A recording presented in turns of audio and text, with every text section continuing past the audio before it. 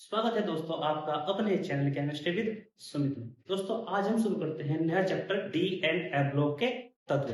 पहले पढ़ेंगे इसमें हम डी ब्लॉक के तत्व के बारे में। थोड़ा इसमें डी ब्लॉक के बारे में हम 11th में भी पढ़ चुके हैं, लेकिन यहाँ पर हम इसमें विस्तृत रूप से पढ़ेंगे। ठीक है, पहले पढ़ते हैं इसके बारे में डी ब्लॉक। देखो बच्चों, जो डी ब्लॉक है, डी ब्लॉक में जो तत्व आते हैं वो वर्ग 3 से वर्ग 12 के जो तत्व होंगे, वर्ग 3, 4, 5, 6, 7, 8, 9, 10, 11, 12 के जो तत्व होंगे वे कहलाएंगे डी ब्लॉक के तत्व।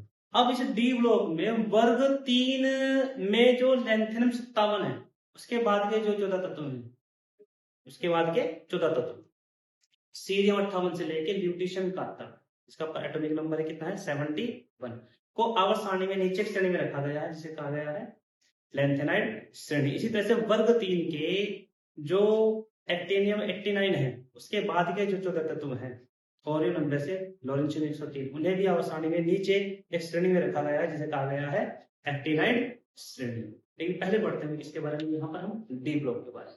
तो जो डी ब्लॉक में तत्व आते हैं वर्ग 3 से वर्ग 12 के जो तत्व। ठीक है, अब डी ब्लॉक को 4 श्रेणियों में डिवाइड किया गया है। 3D श्रेणी, 3D श्रेणी, यानी कि इस श्रेणी में वो तत्व आएंगे जिनका इलेक्ट्रॉनिक विन्यास अगर हम करते हैं तो अंतिम इलेक्ट्रॉन 3D में जाएगा। अंतिम किस में जाएगा? 3D में। ठीक है, इसमें जो आते हैं तत्व कौन कौन से आते हैं? वो स्कैंडियम 21 से जिंक 30। इनका अगर हम इलेक्ट्रॉनिक विन्यास करते हैं, इलेक्ट्रॉनिक कॉन्फ़िगरेशन करते हैं, तो अंतिम इलेक्ट्रॉन किस में जाएगा? वो 3D में जाता है। इसके बाद आती है 4D श्रेणी, 4D श्रेणी। इनका इसमें जो 4D श्रेणी में जो आते हैं यट्रियम 39 से लेकर कैडमियम 48, यट्रियम 39 से कैडमियम 48। इनका अगर इलेक्ट्रॉनिक विन्यास हम करते हैं, इनका अगर हम इलेक्ट्रॉनिक विन्यास करते हैं तो अंतिम इलेक्ट्रॉन किस में जाएगा? 4D में जाएगा। फिर आती है हमारे पास 5D श्रेणी। अब देखो यहाँ पर जो 5D श्रेणी है, इसमें लेंथेनम 57, इनका विन्यास करेंगे तो अंतिम इलेक्ट्रॉन किस में जाएगा? 5D में। फिर इसके बाद के जो 14 तत्व हैं उन्हें आवर्त सारणी में पीरियोडिक टेबल में नीचे रखा गया है, जिसे कहा गया है लेंथेनाइड श्रेणी। यहाँ तक इसके बाद HF आफ्नियम 72 से लेकर मरकरी 80, इनका अगर हम इलेक्ट्रॉनिक विन्यास करेंगे तो अंतिम इलेक्ट्रॉन किस में जाएगा? वो 5D में जाता। फिर आता है 6D श्रेणी। इसमें जो तत्व आते हैं वो एक्टिनियम 89, HF एक्टिनियम 89, RF 104 से लेकर Cn कॉपर्निशियम 112। ठीक है, इनका अगर हम इलेक्ट्रॉनिक विन्यास करते हैं तो अंतिम इलेक्ट्रॉन किस में जाएगा? वो 6D में जाता है। ठीक, अब हम यहाँ पर क्या करेंगे, एक एक श्रेणी पकड़ेंगे और उसका इलेक्ट्रॉनिक विन्यास करेंगे। पहले पकड़ते हैं कौन सी? 3D श्रेणी। लेकिन इससे पहले हमें पता होना चाहिए कि इलेक्ट्रॉन भरने का जो क्रम है कोष में वो कैसे होता है। ठीक है, अब पढ़ते हैं हम इलेक्ट्रॉन भरने का क्रम। आपने 11th में पढ़ा था इलेक्ट्रॉन कैसे भरते हैं हम? आव के नियम के अनुसार कि इलेक्ट्रॉन कक्षकों में उनके एनर्जी के बढ़ते क्रम में प्रवेश करते हैं।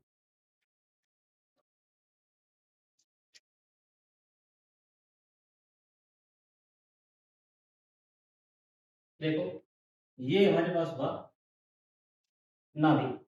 नाभिक के चारों आपको पता है क्या होती है? कोष। पहला कोष, दूसरा, तीसरा, चौथा, पांचवा और छठा, इसी तरह से 7वां। ठीक है, हम बात करते हैं इसकी, पहले छठे की बात कर लेते हैं। चलो 7वां भी ले लेते हैं।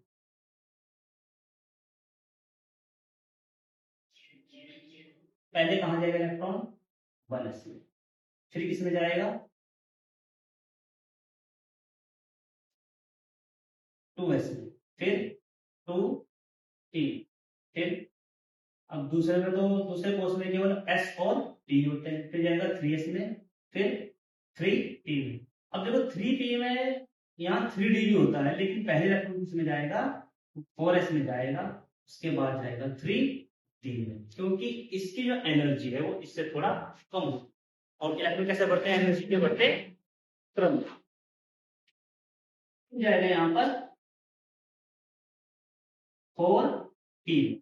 4P के बाद यहाँ 4D होता है, लेकिन पहले किसमें जाएगा, 5S में, फिर जाएगा 4D में, फिर 5P में, 5P के बाद यहाँ जाएगा किसमें, 6S में, 6S के बाद 5D में, फिर 4F में, फिर जाएगा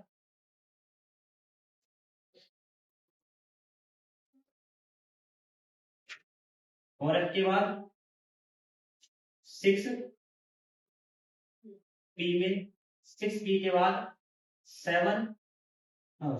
6P के बाद 7S में, 7S के बाद 6D में, और 6D के बाद जाएगा फिर 5F। ये इसमें इलेक्ट्रॉन भरने का क्रम है। तो पहले कहा जाएगा 1S में, फिर 2S में, 2P में, फिर 3S में, 3P में, 3P के बाद पहले 4S में जाएगा, फिर 3D में जाएगा, फिर कहा जाएगा 4P, फिर 5S, 5S के बाद 4D, 4D के बाद 5P, 5P के बाद जाएगा 6S में, 6S के बाद जाएगा 5D, फिर जाएगा 4F में, फिर जाएगा 6P में, 6P के बाद जाएगा 7S में, 7S के बाद 6D में, फिर उसके बाद जाएगा 5F में। ऐसे ऐसे इसमें इलेक्ट्रॉन बढ़ता है, कैसे, एनर्जी के बढ़ते क्रम में।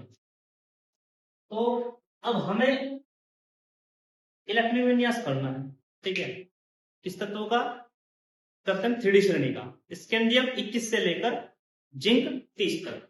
तो अगर हमें हमारे क्या देखो, अगर एटॉमिक नंबर याद नहीं है तो एटॉमिक नंबर कैसे याद करेंगे, यहाँ पर हम देखो पूरी की पूरी पीरियडिक टेबल ही हम याद कर सकते हैं। कैसे, पहले करते हैं 3D श्रेणी। अगर हमें 3D श्रेणी की याद करनी है, 3D श्रेणी, तो एक लाइन याद रखनी है, उसको मैं साइंस टीचर विनीता कर्मी मन फिरे कोबाल्टा निकिल क्यों नहीं जान।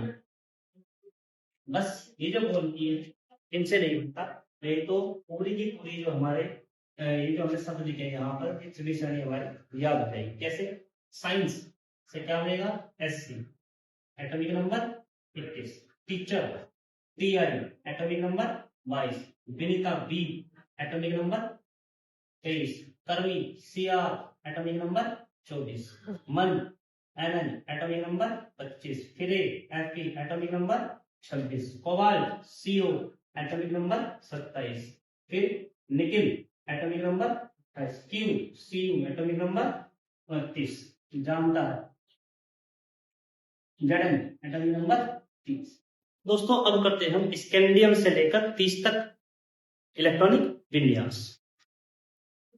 देखो इलेक्ट्रॉन भरने का क्रम क्या होता है, पहले कोष में S कोष होता है, पहले इलेक्ट्रॉन कहाँ जाएंगे, S में, अधिकतम कितने इलेक्ट्रॉन है 2, जब 2 S में पूरे हो जाएंगे तो फिर कहाँ जाएगा, दूसरे के S में कितने 2, फिर कहाँ जाएगा दूसरे के P में, अधिकतम इलेक्ट्रॉन कितने 6, जब इसमें 6 पूरे हो जाएंगे तो फिर कहाँ जाएंगे 3S में 2, फिर 3P में 6, 3P के बाद देखो 3D होता है, लेकिन पहले इलेक्ट्रॉन कहाँ जाता है 4S में, जब 2 इसमें चले जाएंगे तो फिर जाएंगे यहाँ 3D में, और 3D में कब तक जाएंगे, या तो पूरे यहाँ पर 10 इलेक्ट्रॉन नहीं होते। तो पहला तत्व इसमें हम कर रहे हैं किनका, डी ब्लॉक के तत्व का इलेक्ट्रॉनिक विन्यास। तो हम शुरू करते हैं कहां से, स्कैंडियम 21।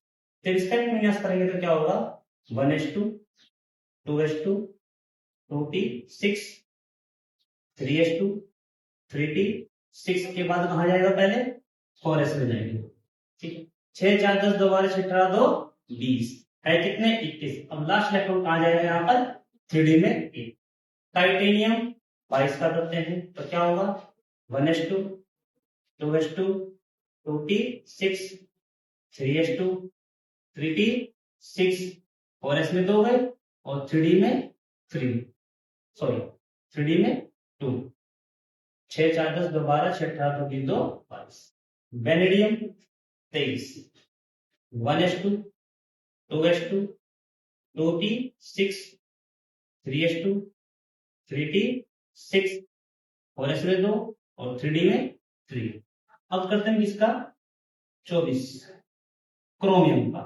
अब देखो बच्चों ये इंपॉर्टेंट भी है और ये अपवाद होता है, अपवाद होता है जो नियम को फॉलो नहीं करता। क्या होता है, फॉरेस्ट में 2 इलेक्ट्रॉन जाने के बाद कहां जाते हैं, 3d में इलेक्ट्रॉन बढ़ते हैं, लेकिन यहाँ इसमें ऐसा नहीं होता, ये अपवाद होता है। ठीक है, एक्सपेरिमेंट इसका करेंगे 1s2, 2s2, 2t 6, 3s2, 3t 6। यहां देखो इसमें जाने तो कितने चाहिए, 4s में 2, 3d में 4, लेकिन यहाँ 3p6 ना होकर 3p6 के बाद 4s में यहाँ पर अगर 2 हो 3d में 4 लिख दे तो ये इसका गलत इलेक्ट्रॉनिक विन्यास है। ठीक है, इसका जो सही इलेक्ट्रॉनिक विन्यास क्या होगा, सही इलेक्ट्रॉनिक विन्यास होगा इसका 4s1 3d5, ये वाला इसका सही इलेक्ट्रॉनिक विन्यास है। अब ऐसा होगा कि बताया गया है, देखो यहां पर डी कोष में 5 ऑर्बिटल है, 1 2 3 4 और 1 5 इलेक्ट्रॉन कितने इसमें, अगर यहाँ पर 4 इलेक्ट्रॉन कर दें 1 2 3 4 और इसके अनुसार कितने यहाँ पर और इसमें 2, तो ये स्टेबल नहीं है। स्टेबल जब होगा जब इनमें या तो सारों में एक इलेक्ट्रॉन जाए या फिर सारों में 2 इलेक्ट्रॉन, तब ज्यादा स्टेबल होता है। तो स्थायित्व प्राप्त करने के लिए इसका जो एक इलेक्ट्रॉन कहां चले जाएगा, इसमें चले जाएगा, तो इसीलिए इसका जो इलेक्ट्रॉनिक विन्यास होगा क्या होगा। अब देखो यहाँ पर डी में भी सामने एक एक इलेक्ट्रॉन है और एस में भी एक इलेक्ट्रॉन, तो ये ज्यादा स्टेबल है अपेक्षाकृत 3d4 4s2 के। तो इसका जो सही इलेक्ट्रॉनिक विन्यास क्या होगा 3d5 4s1। इसके बाद करते हैं 25 mm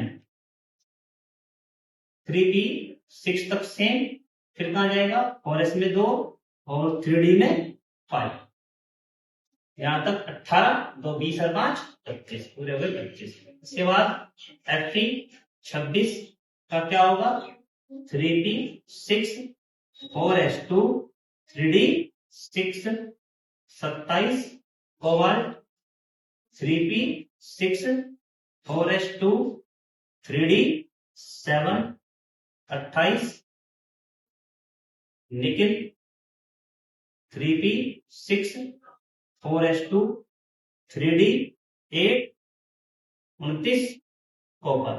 अब देखो ये भी अपवाद है और एग्जाम के लिए इंपोर्टेंट भी है, अक्सर पूछा जाता है। होना तो क्या चाहिए इसका 3p6 4s2 3d9, ये इसका गलत इलेक्ट्रॉनिक विन्यास है। सही जो इसका इलेक्ट्रॉनिक विन्यास होता है 3p6 4s1 और 3d10। अब देखो यहां पर डी कोष में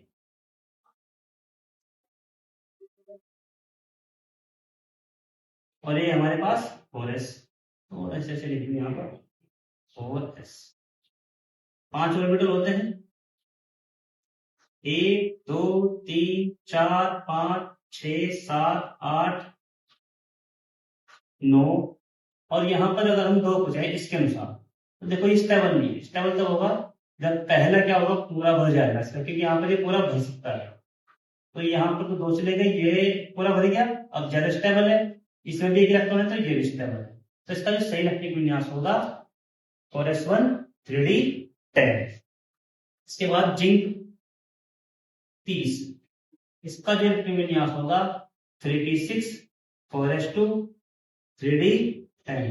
बच्चों इनका इलेक्ट्रिक विन्यास करते ध्यान रखना, क्रोमियम और कॉपर केवल ये 2 अपवाद है, बाकी में जो यहाँ पर देखना डी में कितने इलेक्ट्रॉन जाएंगे 21 में यहाँ पर 1 है तो 1 चले जाएगा, और टाइटेनियम में 22 है यहाँ पर 2 है तो 2 चले जाएंगे, डी में यहाँ पर 3 है तो 3 चले जाएंगे, एमएन में क्रोमियम और कॉपर को छोड़कर। क्रोमियम एमएन में कितने हैं 5 25 में, तो यहाँ पर डी में 5 चले जाएंगे, इसमें 26 में 6 तो यहाँ 6 चले जाएंगे, इस तरह से ये 3 तत्वों के इलेक्ट्रॉनिक विन्यास स्कैंडियम से लेके जिंक तक।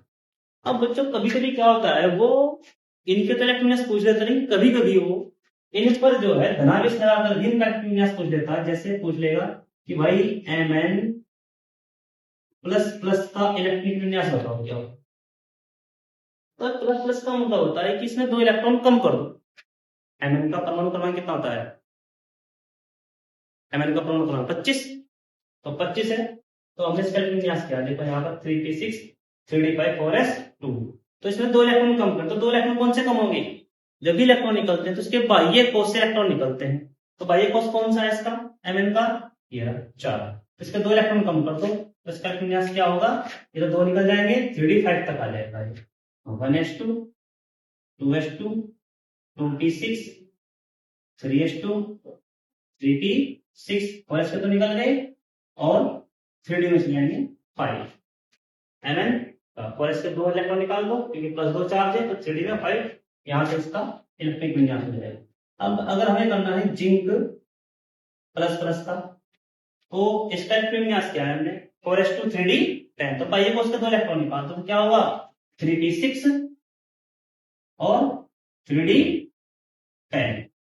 हमें करना है किसका, Fe+3 का, Fe+3 का, तो Fe का जो एटॉमिक नंबर है 26, ठीक है, 3 कम कर दो, 2 यहां से और 1 यहां से, तो 3d में कितना चले जाएंगे 5, तो इसका जो इलेक्ट्रॉनिक विन्यास होगा 3p6 3d5 होगा। ठीक है, अगर हमें करना है Cr+3 का, तो Cr का क्रोमियम का हमने इलेक्ट्रॉनिक विन्यास किया है 4s1 3d5, तो 1 इलेक्ट्रॉन तो यहां से कम कर दो और 2 यहां से कम कर दो, क्योंकि प्लस के 3 चार्ज है, तो 1 यहां से 2 यहां से, तो कितने बचे यहाँ 3d3, तो 3p6 3d3, ये इसका इलेक्ट्रॉनिक विन्यास। ठीक है, ये था हमारा टॉपिक इलेक्ट्रॉनिक विन्यास स्कैंडियम से जिंक